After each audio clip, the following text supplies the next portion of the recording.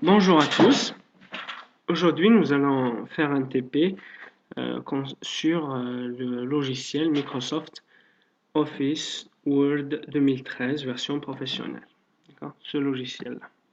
On va essayer de réaliser avec une partie d'un mémoire de fin de cycle. Donc pour commencer, on va ouvrir le logiciel Word, démarrer tous les programmes, Microsoft Office 2013, ensuite Word 2013. Voilà. Word s'ouvre, on clique ici sur document vierge, voilà, et c'est bon. Donc, pour commencer, nous allons tout d'abord, nous allons tout d'abord modifier les styles. Dans l'onglet accueil, on va dans style. On commence par normal, clic droit sur normal et modifier. Donc son nom c'est normal, c'est un paragraphe, très bien. Style de paragraphe suivant normal, très bien. On choisira ici Times New Roman. La taille, ce sera 12. Pas de gras, pas d'italique, pas de souligné. Couleur automatique, ce qui veut dire noir. Aligné à gauche, non, plutôt justifié. Interligne, je crois que ça devrait être celle-ci, c'est-à-dire interligne 1,5 cm. Voilà, non, non, non, très bien. Ensuite, on passe dans format, par paragraphe. Retrait, dans la partie retrait, celle-ci. Première ligne, choisis. Première ligne, voilà, un retrait de 1,25 cm, comme ceci. OK, et OK. Ça, c'est pour la police normale. Pour le titre 1, toujours modifie. Titre 1, basé sur, style basé sur, oui, c'est pas grave, ça doit être normal. Donc, style background normal, OK. Ensuite, là, ce sera de l'Arial, taille 16, en gras également. Pour la couleur, on choisira celle-ci, le bleu accentuation 5. Aligné à gauche, interligne on laisse 1,5. Le format aussi, paragraphe, première ligne, non. Là, on mettra aucun. OK. Et OK. Ça, c'est pour le titre 1. Titre 2 aussi, également à modifier. Pratiquement de la même manière. Toujours, Times New Roman. Là, ce sera plutôt du 14. Gras, oui. Pas italique, pas souligné. La couleur, on passe à accentuation 5, plus sombre de 25%. Pas celle-ci. Celle-ci, c'est pour le titre 1 et celle-là, c'est pour le titre 2. D'accord. Toujours aligné à gauche, le format, paragraphe. Désolé, oui. Pas de retrait. OK. OK. Mais même chose pour le titre 3 également, modifié. Titre 3, normalement. Arial, comme tout à l'heure. La taille, pas 12, pas 14, donc on supprime 12. On efface 12. Et on tape 13. Là, toujours en gras. L'accentuation, ça c'est pour le titre 1, titre 2, donc titre 3. Aligné à gauche, format, paragraphe, toujours OK. Donc, en fait, le retrait ne sera que pour les paragraphes, pas pour les titres. OK. Je crois que c'est bon pour le moment. Pour le moment, c'est bon. On va tout d'abord, on va revenir en sélection normale et on va insérer un en-tête. Voilà. On clique sur insertion, ensuite en-tête,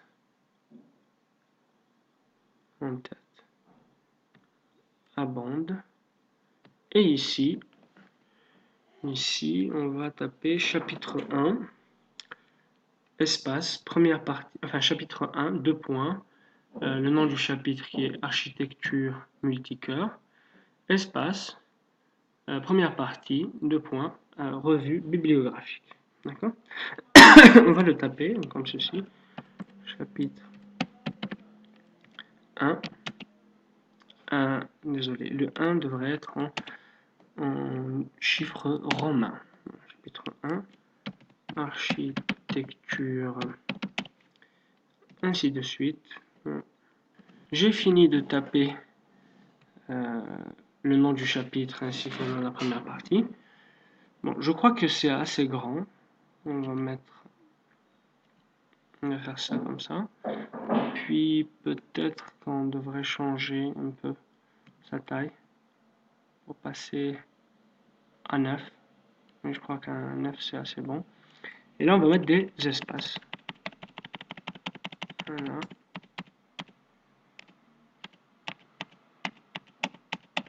Voilà, on revient en arrière. On va mettre un point ici également. Voilà, c'est bon. Donc pour l'entête, c'est terminé. On va passer maintenant, on va aussi insérer un pied de page. Donc là on va mettre donc, numéro de page. Donc ici non, plutôt numéro de page directement. Bas de page. Voilà. Numéro de page, bas de page. Angle replié, non. On va choisir numéro normal 3. Et voilà, nous avons notre numéro de page. Bien. Maintenant, il faudra mettre le texte, bien sûr.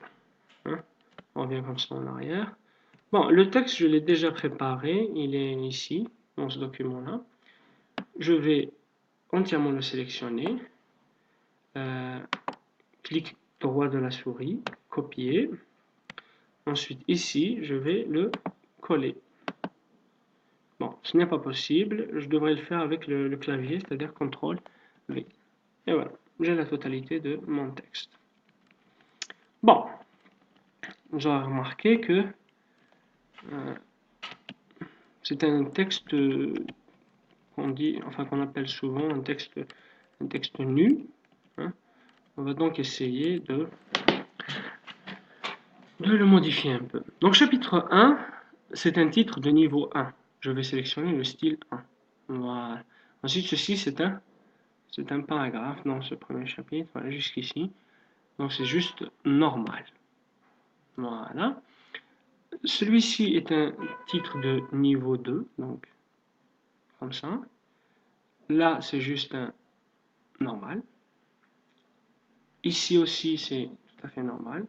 On continue comme ça, donc toujours, début de la ligne. C'est un titre de niveau 2, non, c'est un titre de niveau 3 plutôt. Voilà. Ici, par contre, c'est tout juste normal. Là, on y reviendra. Là, c'est juste normal. Voilà. On continue. Toujours normal. Également normal. Normal. Et voilà. Bon, pratiquement terminé. Donc, on va essayer de commencer. D'abord, regardez ce paragraphe. Dans ce chapitre, nous essaierons blablabla jusqu'à multicœur. Les architectures multicœur. On va dire que le terme multicœur n'est pas trop compréhensible. Donc, on va lui ajouter ce qu'on appelle une note de bas de page. Pour cela, il faut aller dans l'onglet références et cliquer sur insérer une note de bas de page. On clique dessus. Et ici, on va taper une explication du terme multicœur. On va dire que l'explication du terme multicœur, c'est microprocesseur possédant plusieurs cœurs. Donc on va commencer à écrire microprocesseur voilà, possédant. Voilà, j'ai fini d'écrire. Je vais sélectionner ce texte. Ce texte devrait avoir donc une police un peu différente. Ça devrait être Bodoni MT. Hein. Donc, je crois que c'est celle-ci, Bodoni MT. Voilà. Pour la taille, c'est exact, 10, justifié, oui. L'interligne, ça doit être un interligne. C'est tout à fait juste. Bien. Essayons de continuer maintenant. On va remarquer que le 1 devient, en fait, un exposant. Okay. Bon, continuons. Dans ce paragraphe-là, on le termine par ce qu'on appelle une citation. C'est-à-dire qu'on s'est inspiré d'une référence bibliographique pour écrire ce paragraphe. Pour cela, il faudrait alors rajouter une citation. C'est le cas ici et ici aussi. Donc on va supprimer le 0,1, on enlève, et on va aller dans toujours référence, insérer une citation, ajouter une nouvelle source, voilà, et maintenant on va ajouter une source.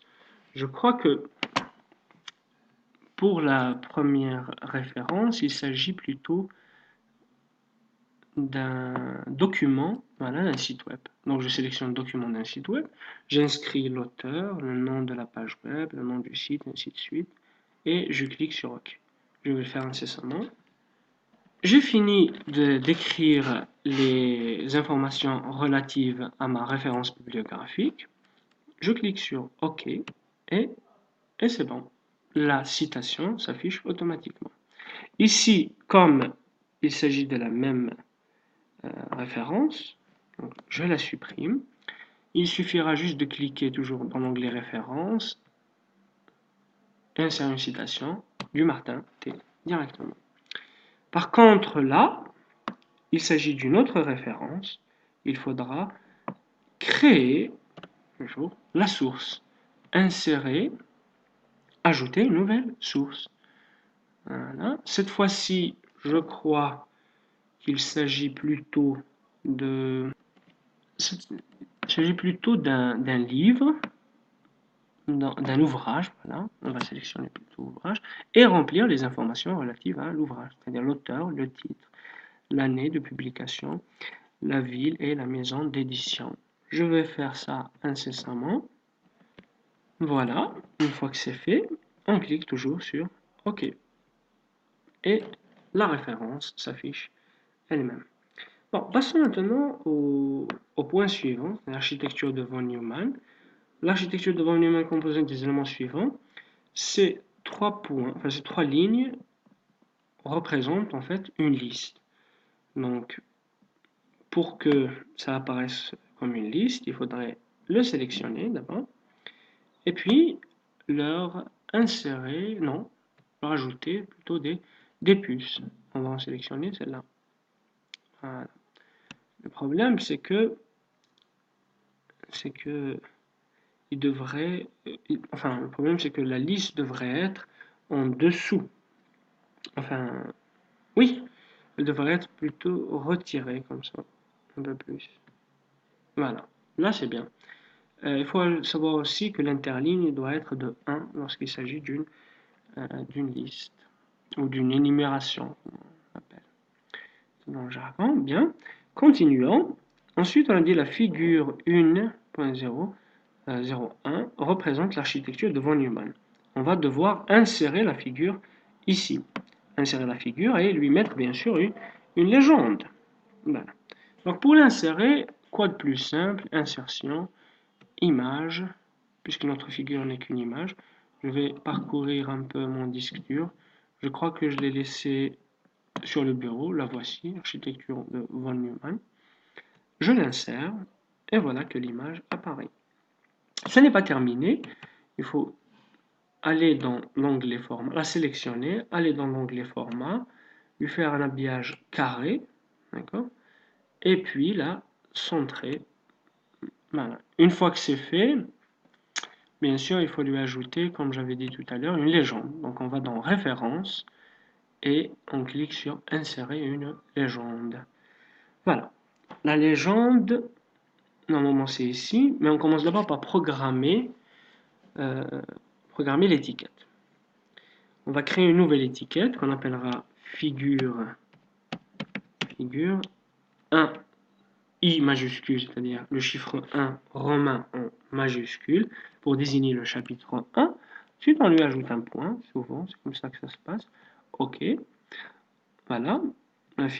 L'étiquette figure I point a été sélectionnée ici.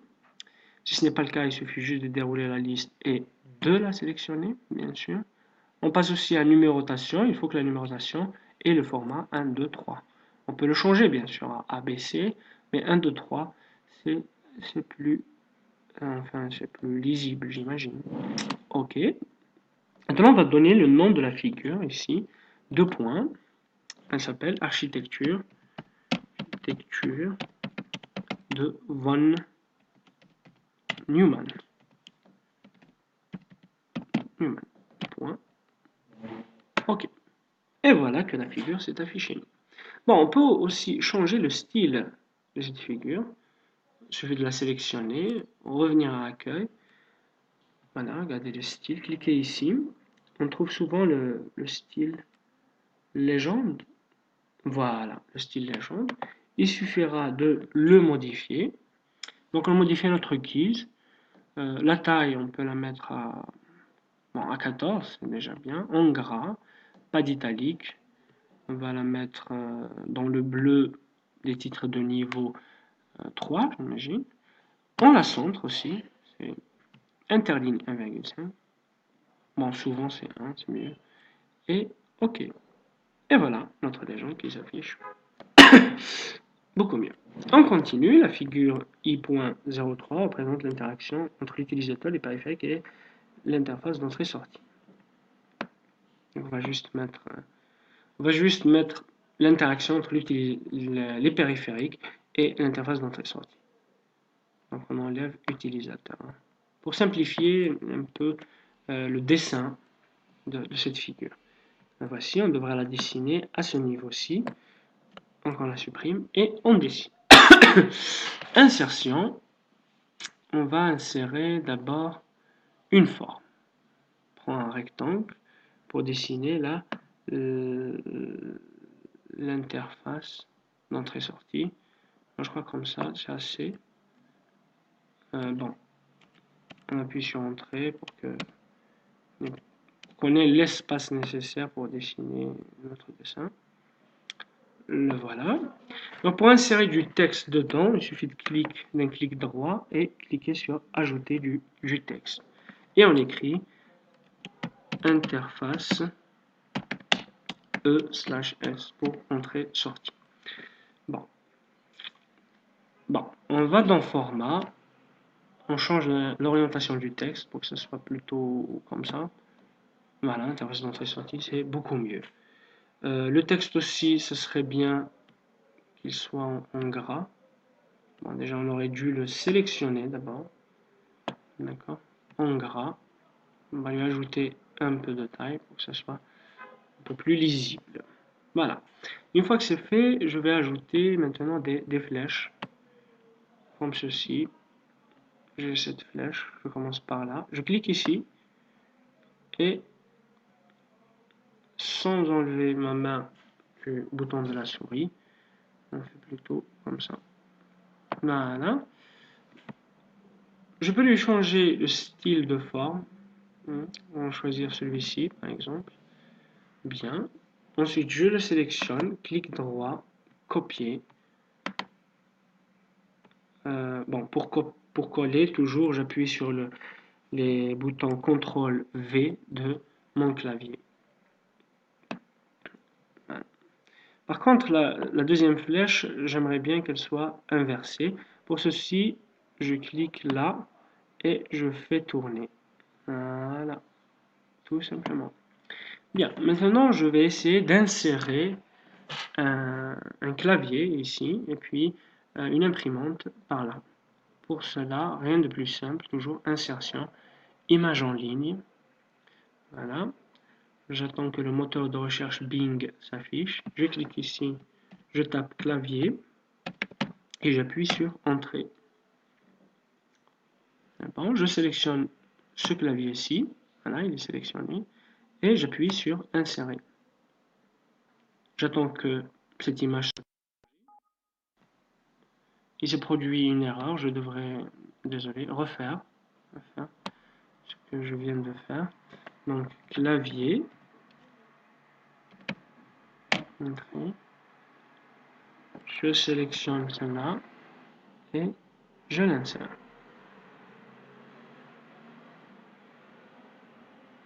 C'est bon.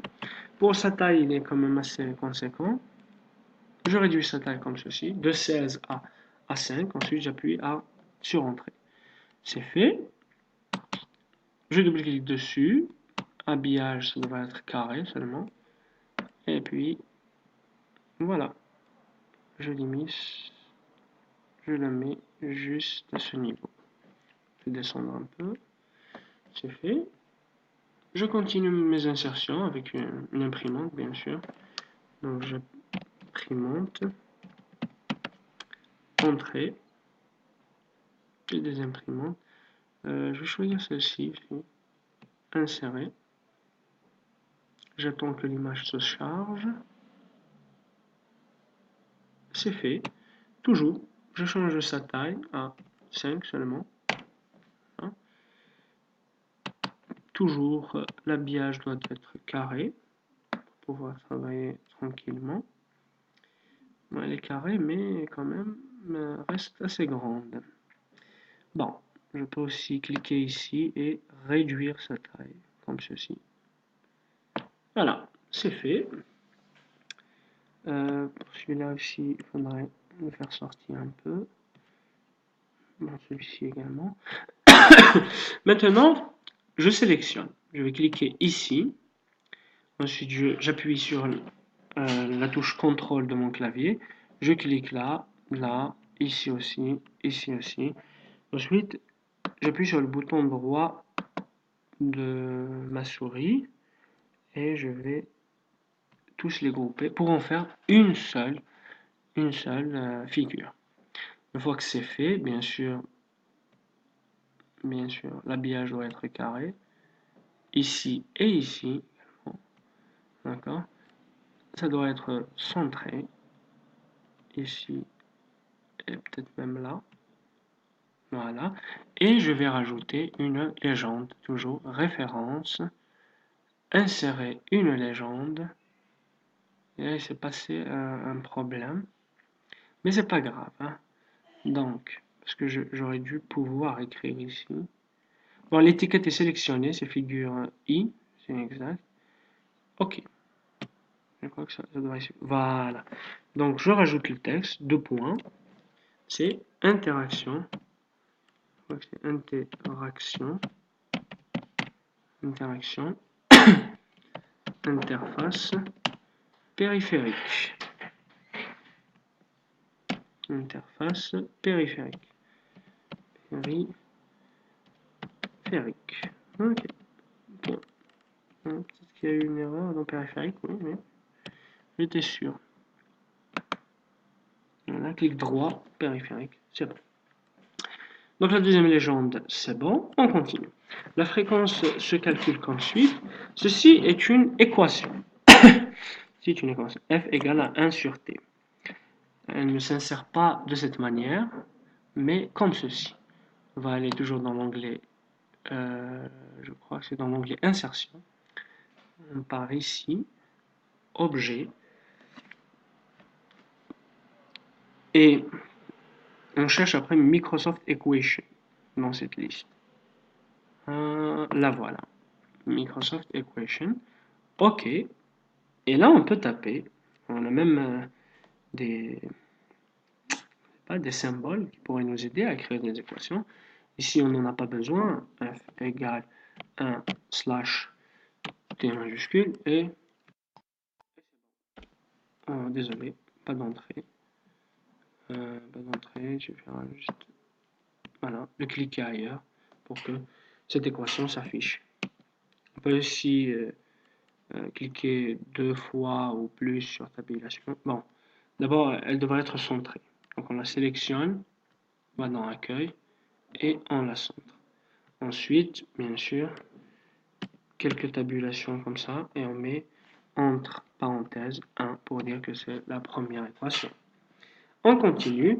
Le tableau I.1 montre l'évolution de la finesse de gravure des microprocesseurs d'Intel.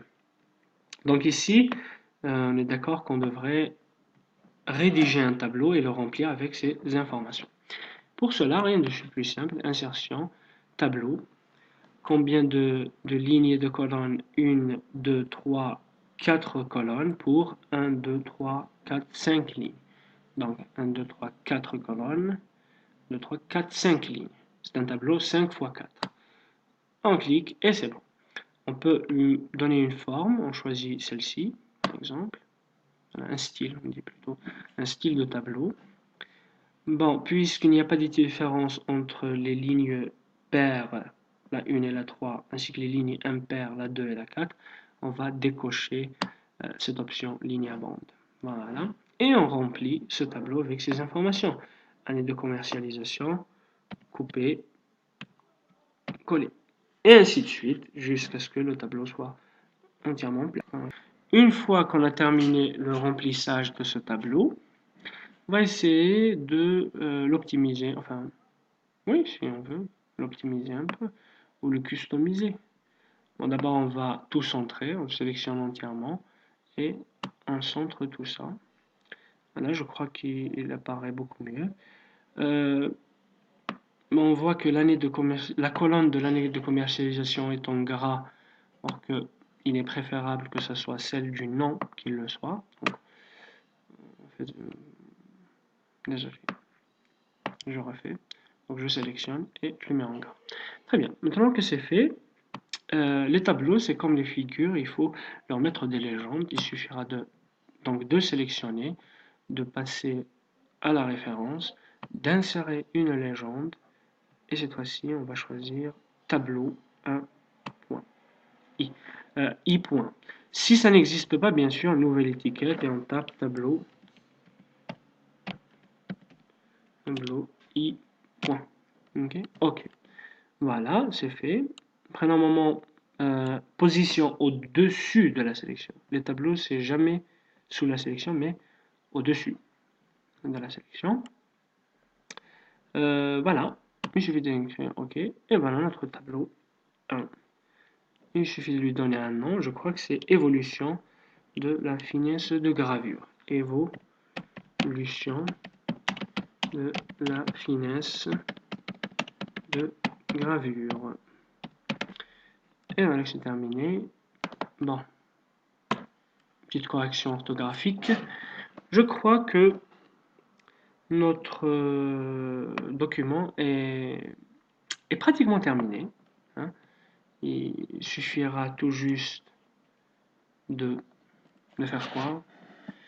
D'insérer une table des matières, et puis une liste des figures, puis une liste de tableaux, et finir le document avec nos références bibliographiques. Pour cela, rien de plus simple, bien sûr. On va aller toujours dans Références, mettre Table des matières. Donc on choisit par exemple celle-ci. Et bien, voici notre table des matières automatiquement générée. Ici, nous écrirons liste des figures. Voilà. Deux points. Bon, il s'agit, je crois, d'un titre, si je ne fais pas erreur, il s'agit là d'un titre 1. Je crois que un titre 2 serait plus en adéquation, hein, ou peut-être plutôt personnalisé. Hein. Plutôt personnalisé, c'est mieux. Ça ne doit pas être, ça doit être un normal déjà. Ensuite, on va essayer de le personnaliser seul. Hein. Donc, on choisit le Arial, le met en gras. Quoi d'autre aussi? Oui, sûrement en bleu. Je sais pas, est-ce qu'on peut sélectionner ça comme ça?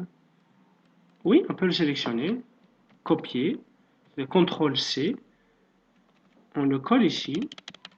Ce serait beaucoup mieux, hein? On le colle. Non, ça ne marche pas. C'est pas grave, c'est pas grave. Donc il suffira juste d'écrire liste des figures comme je l'ai fait tout à l'heure. Voilà. Et puis de lui donner une couleur. Hein. Sélectionner comme ça, donner une couleur. Hein, la bleue, pourquoi pas. Voilà. Voilà, c'est fait. De toute façon, c'est considéré comme étant du texte ici. Et là, je vais insérer la liste des figures. Il suffit d'aller dans Références et mettre Insérer une table des illusions. Il faut d'abord, bien sûr, sélectionner la légende ici. La figure plutôt. Voilà. On peut la modifier, afficher le numéro de page ou pas. Hein. Ça s'affiche ici. Choisir aussi des traits à la place de pointillés. C'est à vous de voir.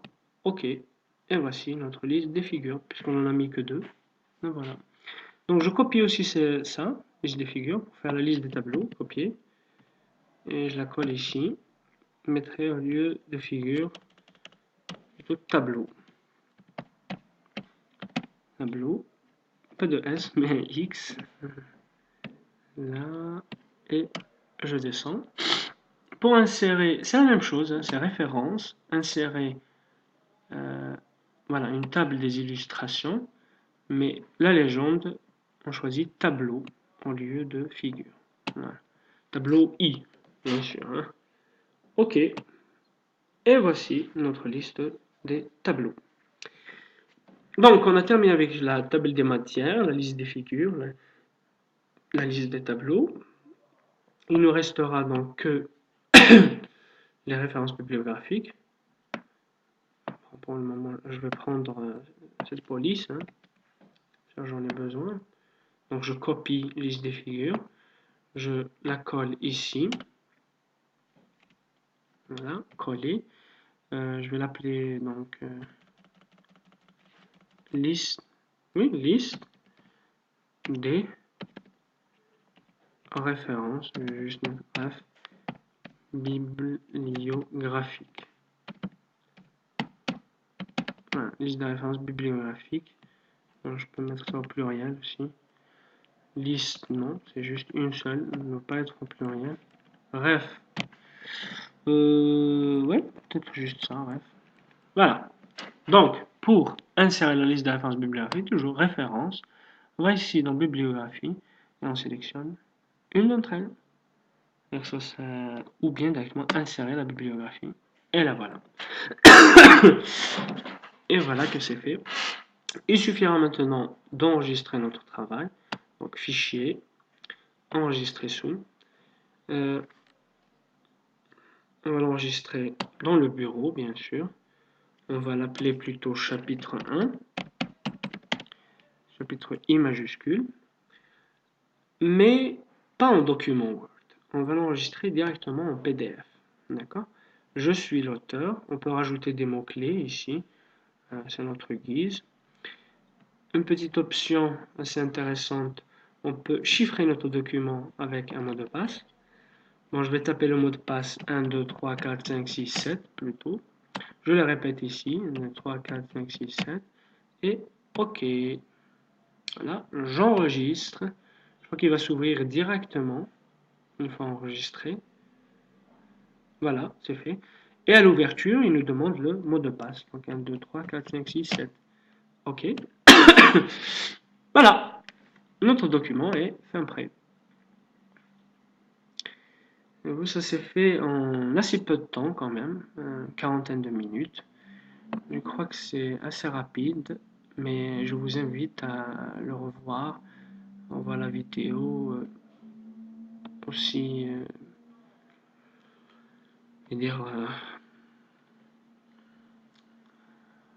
le plus possible jusqu'à ce que vous compreniez assez bien toutes les techniques utilisées ici. Ce sont des techniques qui font gagner beaucoup de temps aux mémorants, hein, des jours entiers, imaginez. Sur ce, je vous souhaite une bonne continuation. Je vous remercie d'avoir suivi cette vidéo. Et puis à la prochaine, j'espère.